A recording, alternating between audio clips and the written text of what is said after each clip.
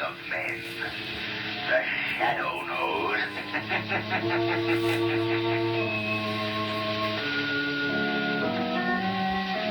Your local blue coal dealer presents The Shadow. These half-hour dramatizations are designed to forcibly demonstrate to old and young alike that crime does not pay. Before today's story begins, an important message to all householders. When ordering fuel, remember that there's a tremendous difference between various kinds of hard coal. And remember that there's one hard coal that offers you better heat with less furnace attention. And that's blue coal. You'll find that blue coal banks and burns better and gives you absolutely the most for your money in heating service and satisfaction. So ask for blue coal by name the next time you order fuel. And be sure to listen at the close of today's program, for we have a special guest whom we wish to introduce to you. The Shadow, mysterious character who aids those in distress and helps the forces of law and order, is in reality Lamont Cranston, wealthy young man about town. Cranston's friend and companion, the lovely Margot Lane, is the only person who knows to whom the unseen voice belongs. The only one who knows the true identity of that master of other people's minds, the Shadow. Today's story, Hypnotic Death. Herbert, why did you bring me to this doctor's office? I want you to meet the famous Dr. Dharma. He's a friend of mine. We might even get him to be my best man. Oh, Herbert, it makes me so happy to hear you making plans for our wedding. Martha, dear, you stay here a minute. I want to prepare Dr. Dharma for the big surprise. Yes, Herbert. Hiya, fellas. Well, look who's here. Charming Charlie himself. Cut that, Pats. Name's Herbert Van Burston for the present. Uh-oh. You got something in tow, huh, Charlie? Yeah. Where's the doctor? Oh, he's inside with one of the lawyers. He'll be right out. What do you got, Herbert? A servant girl. No living relations. Yeah, pretty. Made to order. What kind of a policy she got? 10,000 life, double indemnity. All right. Yeah, you sure know how to pick her. You don't do so bad yourself. Hey, this is Doc now. Hello, Dr. Dharma. Well, Herbert, we've been waiting for you. You know Lawyer Manson? Yeah. Where's the girl? No waiting room. Good. Have you her policy? Yeah, right here. There you are. Look it over, Manson. See that everything is in order. Sure, let me have it. Usual form. No inserts. Double indemnity for death. Beneficiary, Herbert Van Burston. It's made out to you, all right. You bet. That's okay. Very well. Bring the girl in. Okay, Doctor. See that the boys have their instructions, Manson. Right, Doctor. Come right in, Martha. Yes, Herbert. These men are friends of mine, and this is the great Dr. Dharma. Pleased to meet you, Doctor. Herbert was telling Come here, Martha. Close to me. Yes, sir. Look at me. Look into my eyes. Herbert. Look into my eyes, Martha. Oh, Herbert. Take me out of here. Martha. I'm afraid. I don't want to look into your... Now, Martha. From this moment on, I will control your mind. My will shall be your will. My instructions, your commands. Whether or not I'm with you, whether or not you see me, you will obey my orders. Obey your orders. Yes. Obey my orders. All right, men, you must be going. You're about to witness an even greater demonstration of my principle of telepathic hypnosis. The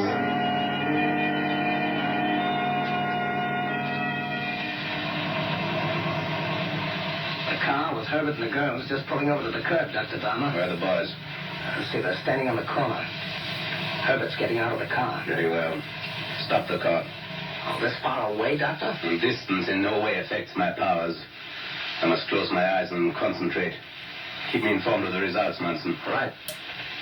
Say, the girl stepped out of the car. Yes. Now to test my theory of telepathic hypnosis. Martha, move close to the curb. She's doing it, Doctor. She's there. Stop, Martha. Wait for my orders. She's standing at the curb. Is a car coming, Munson? Yes, there's one coming down the street at a fast clip. How far from the girl? About 200 feet. Yes. 150 now. Yes. 100. Uh-huh. 50. And now, Martha. 25. Walk, Martha. Walk. 10. Jeez. Well, that's done, Dr. Dahmer. Yes. It is quite done, Munson. Quite. Look, she's dead. Dead? You murderer. You killed my fiancée. I didn't mean to do it. You killed me, you murderer. There, you papers, stand back. Now, buddy, what happened? Well, the girl stepped right in front of my car, officer. I couldn't stop. Yeah, of course you couldn't. You were going too fast. All right. We can't argue that out here. I'll have to place you under arrest, young fella. Just a moment, officer. What do you want? I saw what happened. That young man is not to blame. Why? The girl walked right in front of the car. Well, you'd better let me have your name. Cranston. Lamont Cranston. Say, officer, this man's talking through his hat. This woman was killed by a reckless driver. Officer, there's something very peculiar about this whole thing. I beg your pardon. Excuse me, officer. I'm Dr. Dharma. Wait, what is it? You witness to this? No, I'm not. I didn't see it. But as a citizen, I feel that reckless driving must come to an end. You say you didn't see what happened? That is correct. Then you'll pardon me, but I hardly think you're in a position to voice an opinion in this matter, Dr. Dahmer. I see. You, of course, are a witness for the driver. Exactly. Very noble of you. Very. I assure you, sir, that you and I will meet again.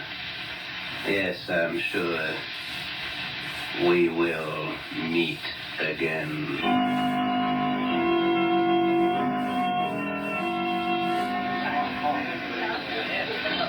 Lamont, you've hardly touched your dinner. Are you ill? Strangest feeling's been creeping upon me since that automobile accident, Margot. Lamont, your voice sounds awfully strange. Yes, I must shake this off. I must. Perhaps some more coffee would help, Lamont. Lamont, why are you staring so? You and I will meet again. What are you saying? Yes, I'm sure we will meet. You dropped the cup. What is the matter? We shall.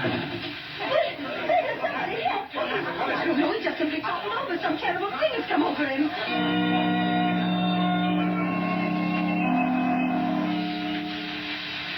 Now, Miss Lane, try and calm yourself. Nurse, how long will I have to wait for some news about Mr. Cranston? Dr. Anthony and Dr. Whitman are with him now. You must be I patient. don't understand it. He was so well only yesterday, and now I just can't believe it. Oh, here's Dr. Anthony now. Dr. Anthony, how is he? Just a moment, Miss Lane.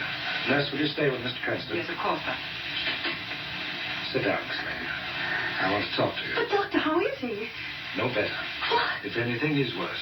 That may be brutal, Miss Lane, but you should know the facts. Oh, Doctor, it sounds frightful. I've called in every specialist I thought might help. They're completely stumped, Miss Lane. Never in our experience have we encountered such a strange case. But what can it be? We don't know. All the vital organs are in excellent condition. Yet his energy is rapidly ebbing. Oh, I hate to have to tell you this, Miss Lane, but we're afraid Mr. Cranston won't last the night. oh, no. Oh, no, that can't be The possible. most discouraging thing is Mr. Cranston's complete lack of cooperation. He seems to have lost the desire to live. Oh, I must go to him. He must fight this thing off, whatever it is. Come along, Miss Lane. We put him in this room right across the hall. There we are. Now, Miss Lane, try to arouse his interest in something. Yes, Doctor, I will. Step right in. Lamont. Oh, Lamont. Margot, How are you, Lamont? Are you any better? something pressing What? here. My head Oh, hangs, squeezing. Lamont, listen to me, please. Your life is in your own hands. You must fight, Lamont. Fight. Here. I obey. Honor my will. Your will. What do you mean? What are you trying to tell us, Lamont? Can't tell you. He won't let me. What's that? Who won't let you? Can't tell you. You must have, sir. But obey All good. Lamont, you've got to tell us. We want to help you. Tired. Sleepy. Doctor, would you step over here? Of course. Doctor, don't think I'm mad, but the man in that bed is not Lamont Cranston. Not Miss Lane. The body is Lamont Cranston, all right, but the spirit is not his. Well, that doesn't make Let sense. me explain. Isn't it true that when a person suffers from a psychosis, they mutter of things and experiences of the past? Yes, that's quite correct. Well, these things Mr. Cranston's been saying, I've never heard him say before. No, but... Doctor, I'm convinced Mr. Cranston is uttering the words of someone else. Someone else? Yes, a will stronger than his own dominates him, dictates his every word and action. You mean a form of hypnosis? Have you ever heard of telepathic hypnosis? Of course. A book has been published on the subject just recently. In fact, I have a copy at my office. I feel only an authority on that subject can help Mr. Cranston. We must send for the author of that book. But, Miss Lane, the theories of hypnosis described in this particular book have not been endorsed by the medical profession. It makes interesting reading. Dr. Anthony, we don't know what's wrong with Mr. Cranston. Perhaps I'm clutching at a straw, but his life is in danger. I insist that you call in that author. Very well. Nurse, Yes, Doctor. go into my office. Phone this man to come here at once. Here, I'll write the name for you. Dr. Agastya Dharma.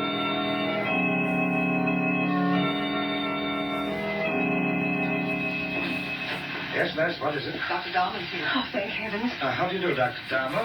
I'm Dr. Anthony. Pleasure. This is Miss Lane, friend of the patient. I'm honored, Miss Lane. Oh, it's good of you to come, Doctor. I hope you can help Mr. Cranston. I shall do everything in my power. I suppose you've come in contact with similar cases. Frequently, Miss Lane. Is it possible, then, that Mr. Cranston's will is dominated by another? Quite possible. His very existence is in the hands of, master mentality. Oh, Doctor, please help him, please. Yes, of course, Miss Lane. I'll awaken the patient. No, Doctor. I'll awaken him. Mr. Cranston. Yes. Open your eyes. Open. Eyes. Why, Doctor, that's an amazing demonstration. Lamont, this is Dr. Dharma. He's come to help you. Obey.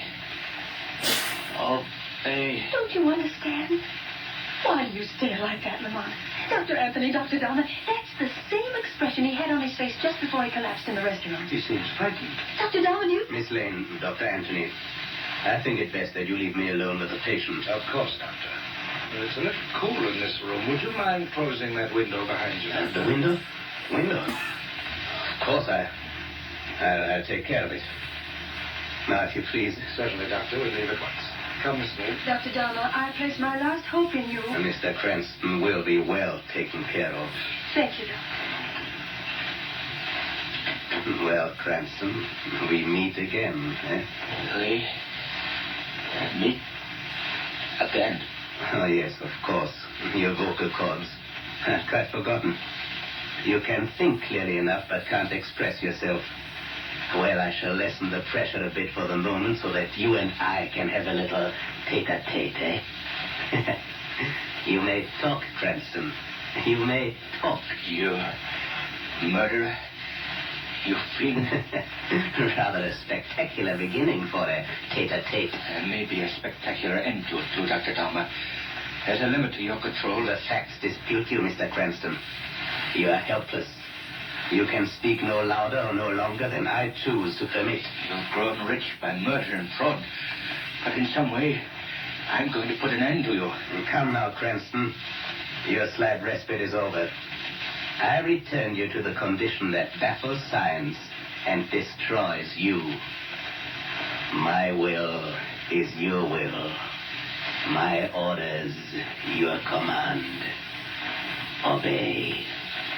Obey. My will. Your will. Obey. Obey. Precisely. Now, Cranston, I leave you to your doom. You shall be dead by morning.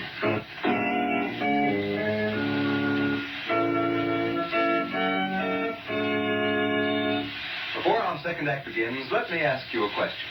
Have you ever talked to an older person who said, well, of course, things are a lot easier for you people now than they were in my day? I guess you can't blame older folks for being just a bit envious, for we have so many new improved products which make present-day living easier. The list is practically endless. Just for example, take blue coal. Now, thousands of you homeowners will agree with me that blue coal has certainly simplified living.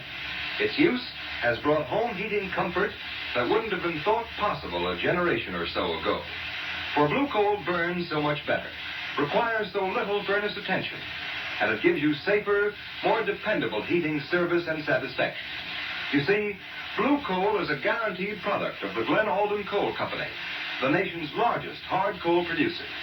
All their superior resources, equipment, and care in mining and preparation combine to make blue coal the finest hard coal money can buy. That's why it will pay you to make your next fuel order a supply of blue coal. See what a tremendous difference it makes compared to ordinary anthracite. Then you'll join the thousands of regular blue coal users who say there's no substitute for blue coal for perfect heat with less furnace attention. Call your dealer tomorrow. His name is listed in the Where to Buy It section of your classified telephone directory under the words blue coal.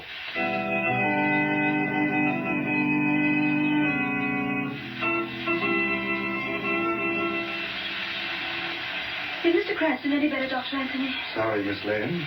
No improvement. Oh, this is terrible. It's horrible. Even Dr. Dahmer couldn't help. No, he said the patient refused to cooperate. Under the circumstances, help was impossible. I'm afraid Mr. Cranston lacked faith in Dr. Dahmer. If there was some way I could... Dr. Anthony, you have a copy of Dr. Dahmer's book. Yes? That might do it. If we show Mr. Cranston the book, he might realize how important Dr. Dahmer is. Well, we can try it. Nurse. Yes, Doctor. Go across to my office. You'll find Dr. Dahmer's book on my desk. Bring it here. Yes, Doctor. Dr. Anthony, the phone line's on. Oh, thank you very much. Hello?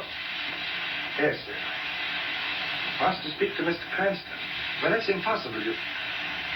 Well, I see. All right, have him come up. I'll talk to him. What is it, Doctor? The driver of the car that killed the girl goes on trial tomorrow. His lawyer's downstairs in the reception room. He thinks Mr. Cranston can save the boy. Well, perhaps the plight of the boy might stimulate Mr. Cranston's interest. Why, yes, there is that possibility. Here's the book, Doctor. Let me have it. Yes, Miss Lane. Look, Lamont. This is Dr. Dahmer's book.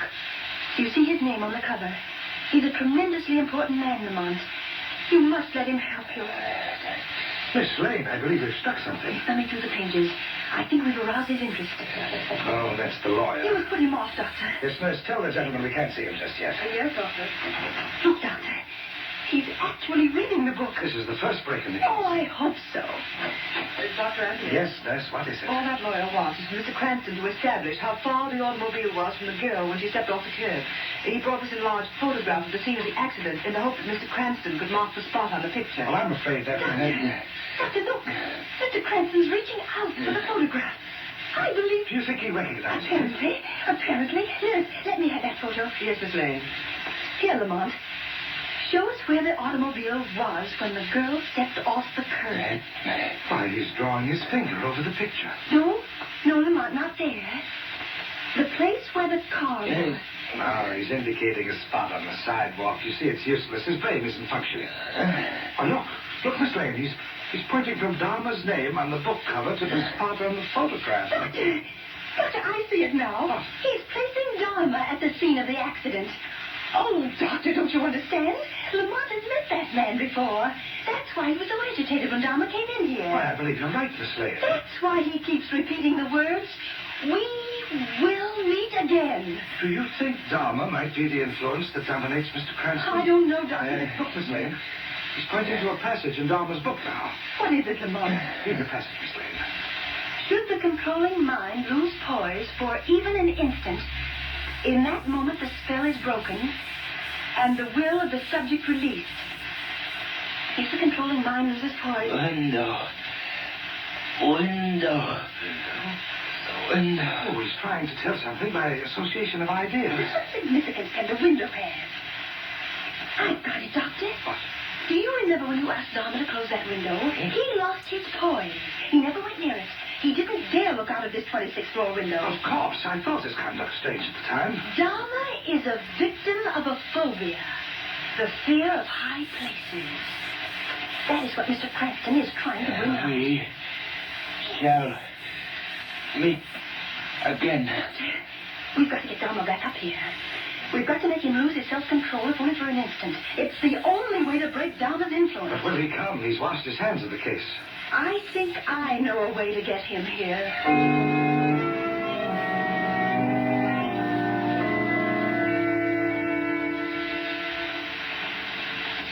Get the chairs out there on the terrace, nurse. Yes, Miss Lane. Dr. Anthony, I think we'd better move Mr. Cranston's bed a little closer to the edge. Yes, hurry, Miss Lane. Dharma's already on his way out. Where do you want this chair, Miss Lane? Right over there, close to the parapet. How did you manage to get Dharma to come up here? Well, I simply phoned and told him Mr. Cranston was getting well. He nearly dropped the phone. He was so nervous. Oh, that must be Dharma. Now, look, I'll go through the next room and leave you and Mr. Cranston alone. Nurse, you show Dr. Dharma in, and you can go. Thank you, Doctor. Good luck, Miss Lane. I certainly hope this gets I hope so, Doctor. Hurry, hurry. Lamont, watch him. Watch Dharma every second. This is our only chance to beat him. Oh, Dr. Dharma, I'm glad to see you. How do you do? I too am glad. Isn't this rather unwise, having Mr. Cranston out here? It's quite windy at this height. Mr. Cranston requested it. Requested it? Mr. Cranston did? Yes, won't you sit down, Doctor? Here's a chair, right over here. Yes, pardon me, Miss Lane, but I'm pressed for time. Must examine Mr. Cranston alone. Do you mind? Not at all, Doctor. I'll lead it. Oh, Miss Lane, look out. I tripped. How awkward. You nearly fell over the edge. Oh, did I frighten you, Doctor? Oh, come away from I'm there. sorry. I'll leave you now with your case. Yes, Miss Lane, look.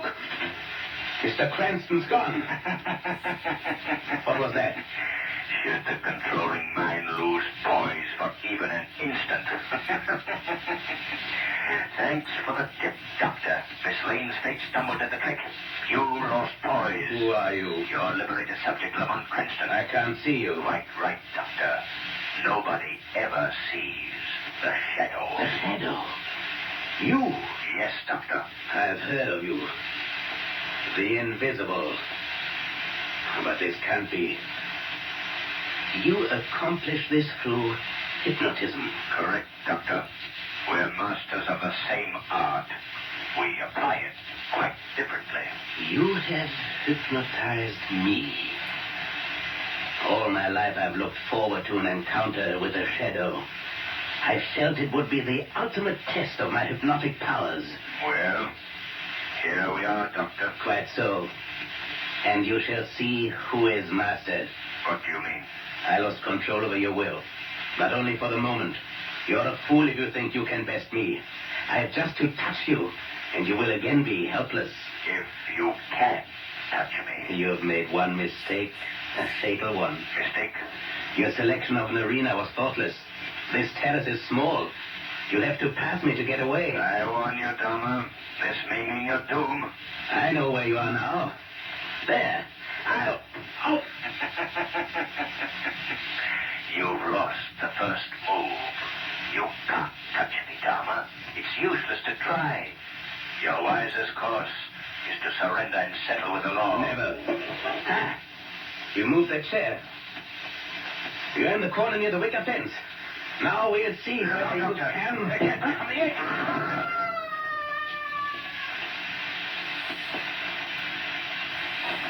Lamont, are you all right? Yes, Margot. I heard a scream. It was Dharma. Lost his balance. Oh, There are 26 stories. Lamont. Oh, thank God you're safe. Oh, it was so ghastly, you lying there, aware of everything, not able to express your thoughts. You expressed them very well for me, Margot. If it were not for you, this would be my hour of doom instead of Dharma's. He had an amazing mind, Margot. But like so many brilliant minds, it was bent in the wrong direction. Men like Dharma would be a boon to mankind if they used their talents constructively.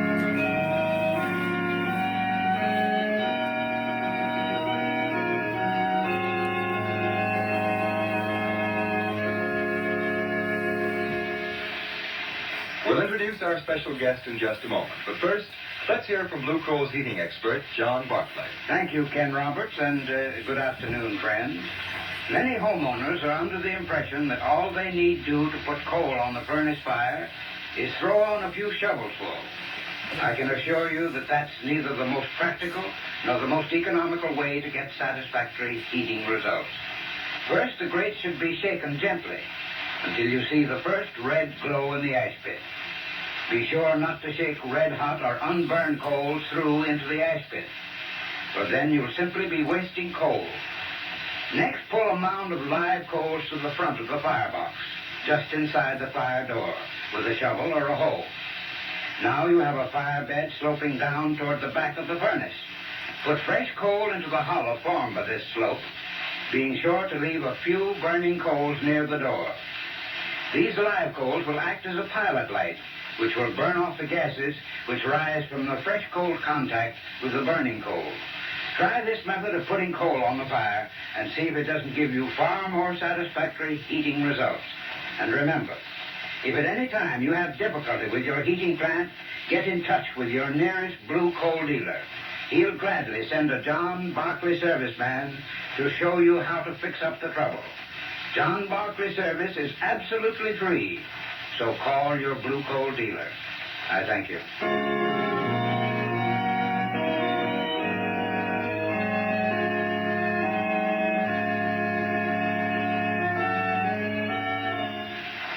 And now I have the privilege of presenting Dr. Lorne W. Barclay, National Director of Camping Activities of the National Council of the Boy Scouts of America. By the way, you're not related to John Barclay, our heating expert, by any chance, are you? Not that I know of, but I've heard his heating advice on this program and found it very useful. Good. Dr. Barclay, the producers of Blue Coal have asked me to congratulate your great organization, the Boy Scouts of America, on the 29th anniversary of its founding. Through the years, the Boy Scouts have made many important contributions to the finest American ideals. And for that, we salute you. Thank you, Mr. Roberts. And may I say that we are grateful to the sponsors of the Shadow Program. They, too, are making a valuable contribution to Americans, young and old, by showing them that crime in any form does not pay.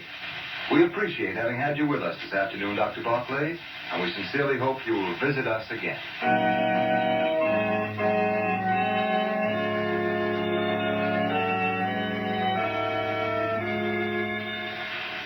Today's program is based on a story copyrighted by the Shadow magazine. All the characters and all the places named are fictitious. Any similarity to persons living or dead is purely coincidental. The Shadow magazine is now on sale at your local newsstand.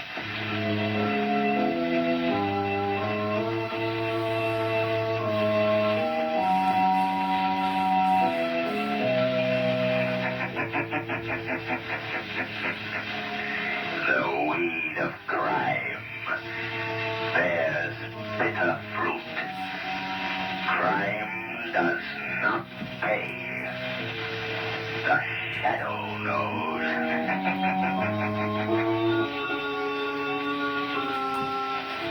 Next week, same time, same station, Blue Coal, America's finest anthracite, will again present another thrilling adventure of the Shadow. Be sure to listen, and be sure to burn Blue Coal, the solid fuel for solid comfort.